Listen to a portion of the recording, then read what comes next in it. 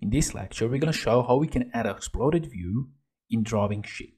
So here we have this assembly, and if we go here to Configuration Manager, here we have a default configuration. If we open this, here we have two exploded views. Double click on the view 1 and double click here on the view 2, like this.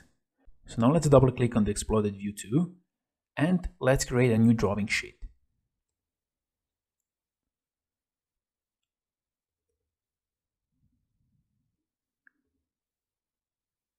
Let's go with a landscape and OK.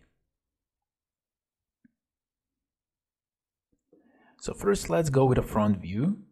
Let's insert the front view here, like this. Let's go with a top view.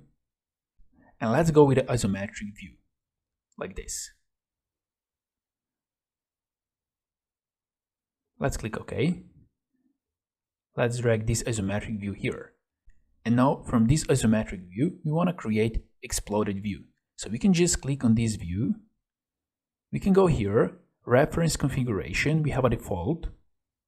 And here we have an option, show in exploded or model break state. So we can check this.